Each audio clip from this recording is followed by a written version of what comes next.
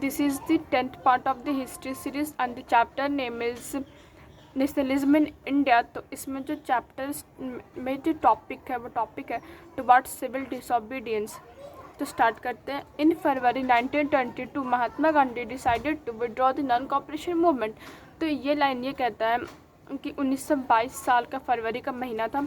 उस महीने में जो महात्मा गांधी जो एक मूवमेंट चला रहे थे, नॉन कॉपरेशन मूवमेंट जो वो चला रहे थे, वो ये सोचते हैं कि हम जो ये मूवमेंट चला रहे हैं इसको हम फर्दर कंटिन्यू नहीं करते और इस मूवमेंट को हम वापस ले लेते हैं।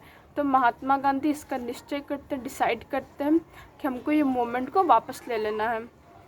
The immediate cause of withdraw the movement was the incident that took place in Chauri Chaura, a place near Gorakhpur in UP. At Chauri Chaura a peaceful demonstration in a bazaar turned into violent clash with the police. तो महात्मा गांधी जो आखिर decide करते हैं कि हमको ये अपना movement जो हम कंटिन्यू कर रहे हैं तो उसको फर्दर कंटिन्यू नहीं करना है, हमको वहीं पे इमीडिएट स्टॉप कर देना है। तो आखिर वो जो अचानक से जो ऐसा डिसाइड करते हैं क्या कि हमको इसको स्टॉप करना है, स्टॉप करने का बिहाइंड बेसिक रीज़न क्या था, उस रीज़न को आगे यहाँ पे बतलाता है कि महात्मा गांधी इसको तुरंत वापस लेने का उनका कारण ये था कि चौरी चौरा जो एक जगह है यूपी के गोरखपुर के पास, जो भी यूपी का होगा उसको पता होगा कि मतलब गोरखपुर का जो होगा उसको पता होगा कि वहाँ पे एक जगह है चौरी चौरा, वहाँ पे एक शांतिपूर्वक डेमोन्स्ट्रेशन मीन्स प्रदर्शन होता है, प्रोटेस्ट होता है कि वहाँ जैसे कि महात्मा गांधी का थीम था कि हम लोगों को लड़ाई झगड़ा चाहे कुछ भी इस तरीक़े का हिंसक व्यवहार नहीं करना है। शायद आवाज़ आ रहा है उधर से। तो महात्मा गांधी का जो थीम था उस थीम के अगेंस्ट में वहाँ पे तो महात्मा गांधी का जो थीम था कि हम लोगों को लड़ाई झगड़ा नहीं करना है, तो फिर उसी थीम के अकॉर्डिंग वहाँ पे एक प्रदर्शन चल रहा था, लोगों के द्वारा वहाँ पे प्रदर्शन किया जा रहा था गोरखपुर में चौरी चौरा के जहाँ पे एक जगह है यूपी के गोरखपुर के पास चौरी चौरा एक जगह है, वहाँ पे लोग अपना प्रदर्शन दिखा रहे थे, किसी चीज़ के अगेंस्ट में दिखा रहे होंगे। तो वो जो प्रदर्शन था वो बहुत ही ज़्यादा एकदम लड़ाई झगड़े में बदल जाता है। लोग वहाँ पे लोगों का जो लड़ाई है वो पुलिस के साथ होने लगता है, बहुत ज़्यादा अफेक्ट होता है लोगों को भी उस चीज़ से। इस चीज़ को देखते हुए महात्मा गांधी ये सोचते हैं कि हमको ये चीज़ यहाँ पे कंटिन्यू नहीं करना चाहिए, यहाँ पे इमीडिएट स्टॉप कर देना चाहिए। Hearing of the incident, Mahatma Gandhi called a halt to the non-cooperation movement. तो जैसे ही महात्मा गांधी के कानों तक ये चीज़ जाता है कि इधर चौरी चौरा के पास ये बहुत ही ज़्यादा लड़ाई हुआ है पुलिस लोग वालों के साथ, हमारे जो प्रोटेस्टर हैं उन लोगों को मतलब जो उनका साथ दे रहे थे, जो ये प्रोटेस्ट कर रहे थे, वहाँ प्रदर्शन कर रहे थे, उन लोगों का पुलिस वालों के साथ बहुत ही ज़्यादा ह्यूज अमाउंट पे लड़ाई हुआ है। तो महात्मा गांधी तुरंत इस चीज़ को वहीं इमीडिएट स्टॉप करते हैं, लेकिन ये सोच के कि हम ये पूरा मतलब डिसकंटिन्यू नहीं कर रहे कि मेरा चल रहा है तो हम इसको आगे कभी हम इसको रीस्टार्ट ही नहीं करेंगे, बस एक हॉल्ट देते हैं, मतलब कि स्थिर करते हैं कि सच सम पीरियड ऑफ टाइम के लिए हम इसको रोक दे रहे हैं। तो इस सम पीरियड ऑफ टाइम के लिए चीज़ रुका था, ये नहीं था कि हम इसको कंटिन्यू नहीं करेंगे। ही felt that movement was turning violent in many places. Satyagrahis needed to be properly trained before they would be ready for mass struggles. तो महात्मा गांधी को ऐसा महसूस हो रहा था, ऐसा उनको फील हो रहा था, इधर रखता है। तो महात्मा गांधी को जो ऐसा फील हो रहा था, ही फील बहुत जो उनका जो मूवमेंट चल रहा था, नॉन कॉपरेशन जो मूवमेंट चल रहा था वो बहुत ही जगहों पे बहुत ज़्यादा हिंसक हो रहा था, मतलब कि लोगों को खून बह रहा था, किसी का कट रहा था, किसी का छट रहा था। अब महात्मा गांधी की थीम के अकॉर्डिंग उनका जो सोच था बिल्कुल इसके अपोजिट हो रहा था। तो महात्मा गांधी ये सोचते हैं कि इस मूवमेंट को रीस्टार्ट करने से पहले इसको जहाँ अभी हम रोके हैं उस सर्टन पीरियड ऑफ टाइम में जो सत्याग्रही लोग मतलब कि उनको जो सपोर्ट जो लोग कर रहे थे, जाहिर सी बात है महात्मा गांधी उनको सत्याग्रही नाम दिए थे। तो महात्मा गांधी तो सोचे कि जो सत्याग्रही लोग जो हैं पहले इनको प्रॉपर हमको ट्रेंड करना चाहिए। तो सबसे पहले वो उनको प्रॉपर ट्रेंड करने का टाइम दिए। तो उस सर्टेन पीरियड में महात्मा गांधी उन लोग को ट्रेंड करने के लिए सोचे कि बिना बहुत ही ज़्यादा ह्यूज अमाउंट ऑफ, जब ये संघर्ष का बारी आए, जब लड़ाई का बारी आए, तो लोग जो अभी जो कर रहे हैं वो ना करें। तो सबसे पहले उनको आखिर ये जो मतलब अहिंसा जो एक टैगलाइन था ना उस टाइम का, अहिंसा, तो उस अहिंसा को सिखाने के लिए महात्मा गांधी यहाँ पे हॉल्ट लेते हैं, रुकते हैं। Some Congress leaders were by now tired of mass struggles and wanted to participate in election to the provincial council that had been set up by the Government of India Act of 1919।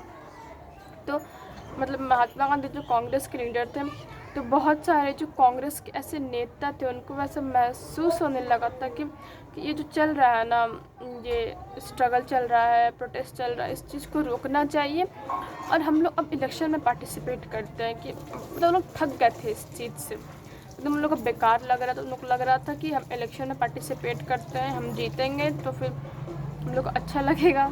जैसे कि जाहिर सी बात है, election होता है तो किसी को भी जो विनर पार्टी होती है, विनर पार्टी को कुछ सर्टेन पावर्स मिलता है, अथॉरिटी मिलता है, पैसा मिलता है। तो वो लोग भी यही सोच रहे थे कि हम लोग इसको छोड़ देते हैं, इलेक्शन जो हो रहा है हम उसमें पार्टिसिपेट कर। लोग थक चुके थे इस तरह के स्ट्रगल से। They had been opinion that it was important to oppose British policy within the council, argue to reform and also demonstrate that this council were not truly democratic. They had the opinion that it was important to oppose British policies within the council।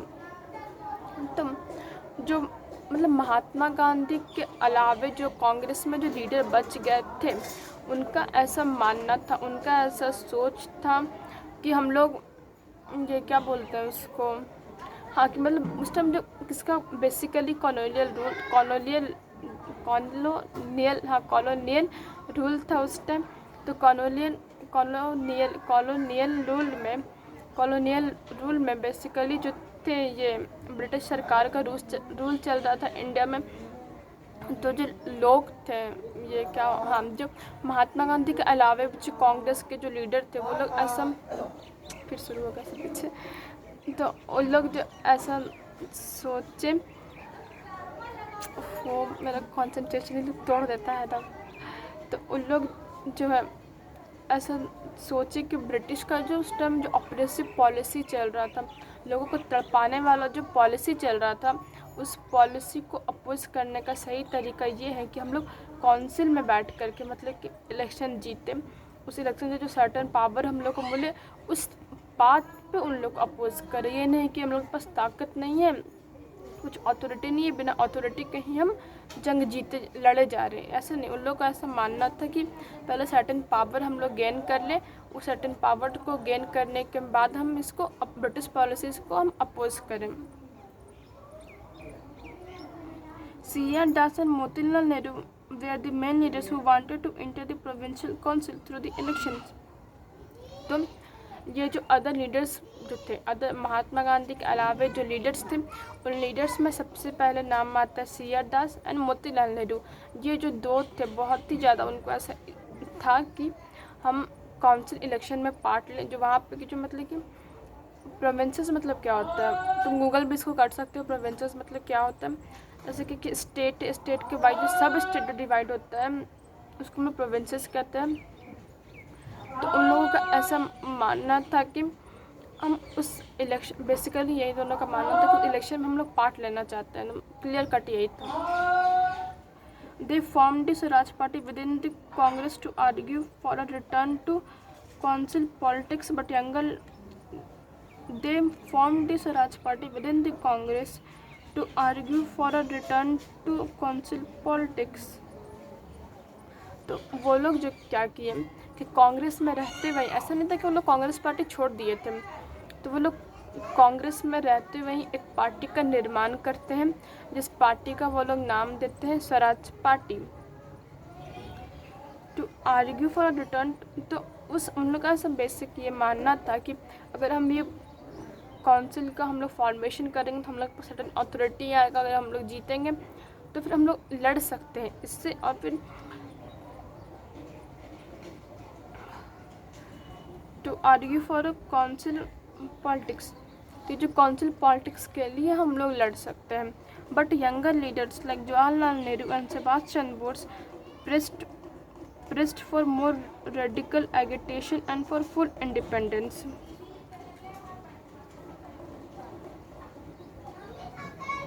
तो जो young blood थे उस time के, young blood में कौन आ जाते हैं?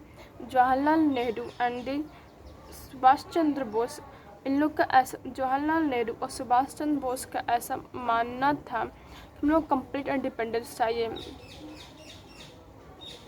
कि हम लोगों को प्रेस फ्रीडम भी चाहिए, जैसे कि था कि आप लोग अपने मन से कुछ डाल नहीं सकते हैं, कुछ लिख नहीं सकते प्रेस में, ऐसा नहीं था।